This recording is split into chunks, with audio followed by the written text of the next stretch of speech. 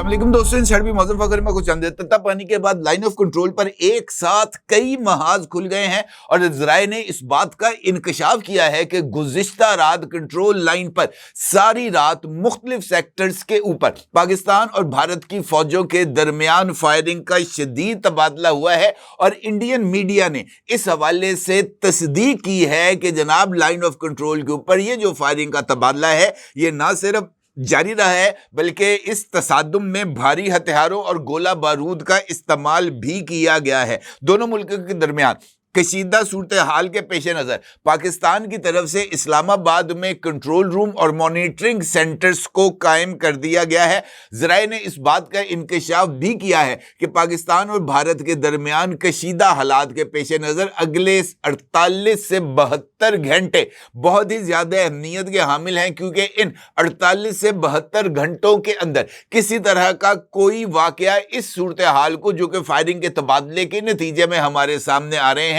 उसको एक full fledge जंग में तब्दील कर सकता है। और शायद यही वजह है कि आज वजीर आजम पाकिस्तान जनाब शहबाज शरीफ और chief of army staff general Asim Munir साहब ने बिलखुसूस काकूल में पाकिस्तान मिलिट्री एकेडमी का दौरा किया। वहां पर कैडेट्स की पासिंग आउट तकरीब में शिरकत भी की और वहां पर एक खिताब भी किया। और वजीर आजम पाकिस्तान ने मौजूदा सूरत हाल के पेश नजर कैडेट्स से खिताब करते हुए रियासत पाकिस्तान का मौक़िफ़ दुनिया के सामने रखने की कोशिश की, ये कहते हुए कि पहलगाम वाक़े के बाद भारत की तरफ से बेबुनियाद इल्जाम तराशी की गई, किसी भी तरह की मुहिम जोई की गई तो 2019 की तरह मुंह तोड़ जवाब दिया जाएगा। ना सिर्फ ये कि वजीर आजम की तरफ से हालात की संगीनी का इदराक भी किया गया और दुनिया को यह पैगाम भी दिया गया कि पाकिस्तान के पास राइट ऑफ डिफेंस है और पाकिस्तान अपने इस राइट ऑफ डिफेंस को किसी भी सूरत सरेंडर नहीं करेगा।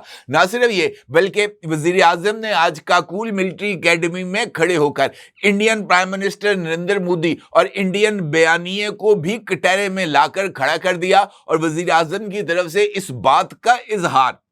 कि जनाब जब भी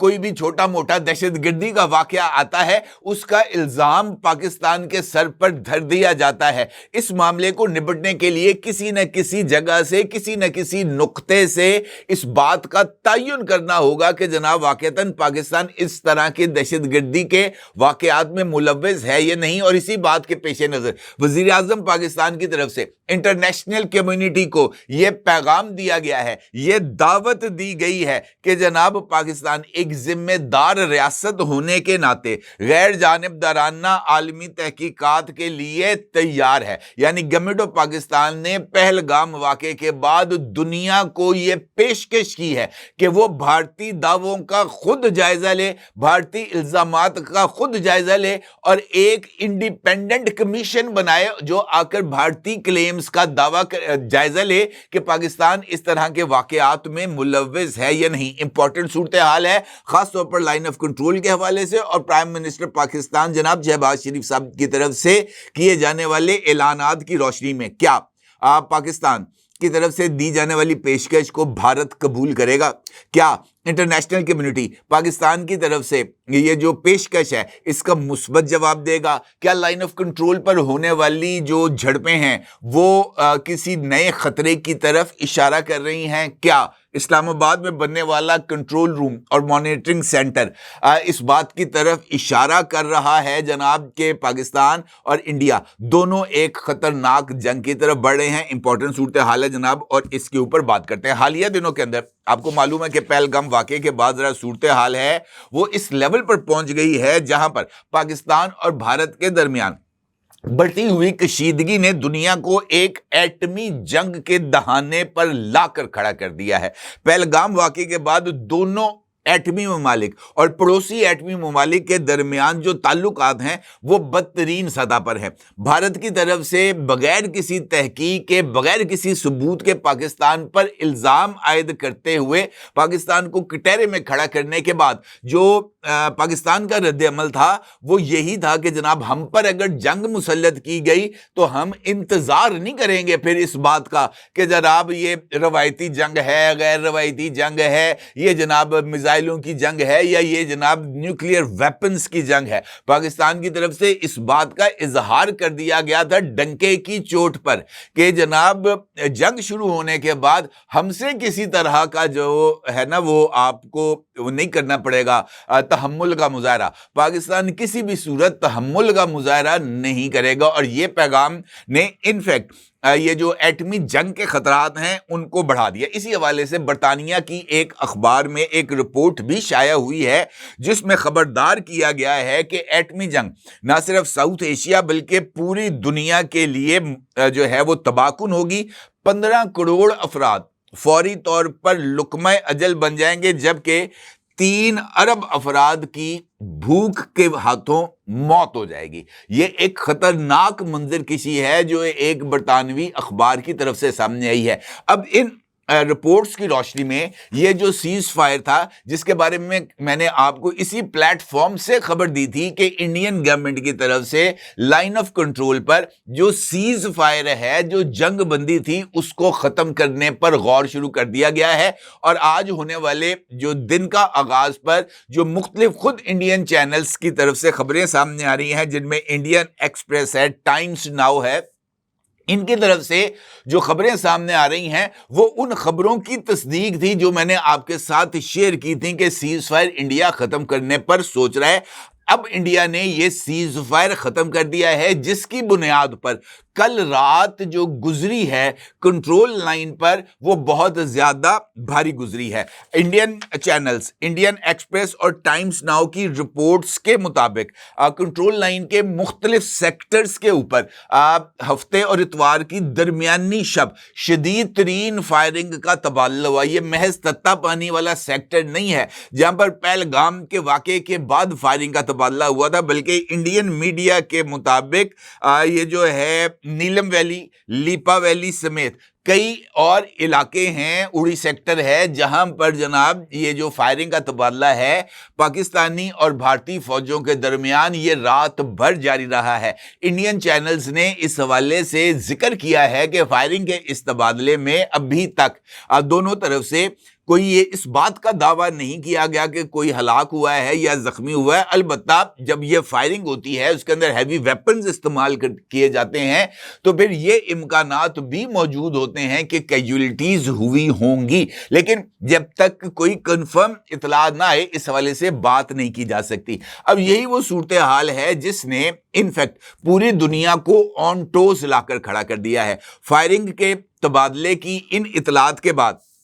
جو مختلف ممالک ہیں جن میں سے رشیا ہے اور یو کے ہے, ان کی طرف سے یہ جو پاکستان کا سفر ہے مختلف ممالک کی طرف سے وہ بند کر دیا گیا ہے. روس اور برطانیہ نے اپنے شہریوں کو پاکستان کا سفر کرنے سے متعلق امبارگو جاری کر دیا ہے, اور ان کا یہ کہنا ہے کہ چونکہ اس وقت پاکستان اور بھارت کے درمیان کشیدگی عروج پر ہے اور یہ کشیدگی کسی بھی موقع پر جنگ میں تبدیل ہو سکتی ہے, لہٰذا رشین جو سٹیزنز ہیں اور جو برٹش نیشنلز ہیں ان کو یہ ہدایت کی گئی ہے کہ وہ پاکستان کا سفر کرنے سے ذرا احتیاط کا مظاہرہ کریں. اور اس حوالے سے یہ جو دونوں سفارت خانے ہیں ان کی طرف سے ان کے آفیشیل جو فیس بک اکاؤنٹس ہیں اور سوشل میڈیا اکاؤنٹس ہیں وہاں سے اس امبارگو کو شیئر بھی کیا گیا. دوسری جانب امریکہ نے اور ڈونلڈ ٹرمپ کا یہ ہمارے سامنے آیا ہے, ان کی طرف سے ایئر فورس 1 میں انہوں نے میڈیا کے ساتھ گفتگو کی ہے اور اس میں ان کا یہ کہنا تھا ڈونلڈ ٹرمپ کا کہ پاکستان اور بھارت دونوں کے ساتھ ان کے اچھے تعلقات ہیں. وہ یہ چاہتے ہیں کہ دونوں ملک اپنا یہ جو درینہ تنازع ہے اس کو مل بیٹھ کے آپس میں حل کر لیں. اور ان کا یہ بھی کہنا تھا, اگرچہ انہوں نے ذرا ہسٹوریکل فگرز جو ہیں وہ غلط دیے, پاکستان اور انڈیا کو تقسیم ہوئے بھی محض 74 برس ہوئے ہیں, لیکن کشمیر کے ایشو کو لے کر ڈونلڈ ٹرمپ نے یہ دعویٰ کر دیا کہ 1500 سال سے انڈیا اور پاکستان کشمیر کے اوپر لڑ رہے ہیں. یہ ان کی تاریخ سے کم علمی کا ثبوت ہے. لیکن ڈونلڈ ٹرمپ کے بیان کے بعد جب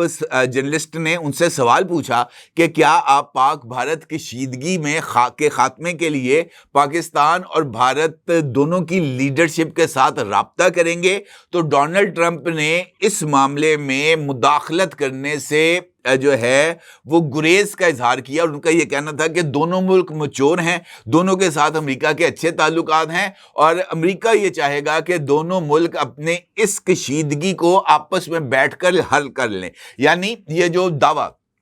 کل سے مختلف پلیٹ فارمز سے کیا جا رہا تھا کہ امریکہ نے انڈیا کو کھلی چھٹی دے دی ہے کہ جناب آپ پاکستان پر حملہ کر دو، ہماری طرف سے کسی طرح کی کوئی آواز نہیں آئے گی، ڈونلڈ ٹرمپ کی یہ سٹیٹمنٹ انفیکٹ ان تمام دعووں کی نفی ہے۔ ڈونلڈ ٹرمپ نے اس صورتحال میں نہ تو پاکستان کا ساتھ دینے کا اعلان کیا ہے، نہ ہی اس نے انڈیا کا ساتھ دینے کا اعلان کیا ہے، بلکہ ڈونلڈ ٹرمپ نے اس سچویشن کے اندر اپنے آپ کو نیوٹرل رکھنے کا فیصلہ کیا ہے، اور امریکہ کی یہ نیوٹرلٹی بھارت کے راستے میں رکاوٹ بن سکے گی۔ اب جس طریقے سے میں نے آپ سے گزارش کی کہ پاکستان نے انٹرنیشنل کمیونٹی کو یہ دعوت دے کر بھارت کے لیے پاکستان پر حملے کو اور زیادہ مشکل بنا دیا ہے، کیونکہ پاکستان کی طرف سے بھارتی الزامات کے جواب میں ایک نیوٹرل انکوائری کا پیشکش کرنا، یہ انفیکٹ اس بات کا ثبوت ہے کہ پاکستان یہ سمجھتا ہے کہ اس کے اوپر لگائے جانے والے الزامات غلط ہے، کیونکہ اگر واقعتاً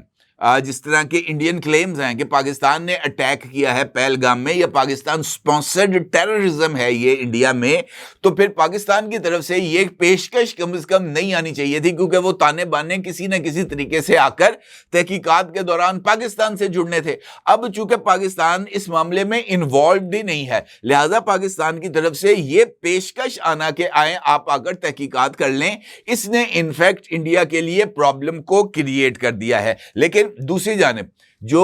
انڈین گورنمنٹ ہے اس وقت، یعنی بھارتیہ نیشنل پارٹی، اور اس کے جو ریپرزنٹیٹیو ہیں نریندر مودی صاحب، وہ انفیکٹ آر ایس ایس کی آئیڈیالوجی کو ہی فالو کرتے ہیں، اور وہ آر ایس ایس کی آئیڈیالوجی کو اپنی پولیٹیکل ایگزسٹنس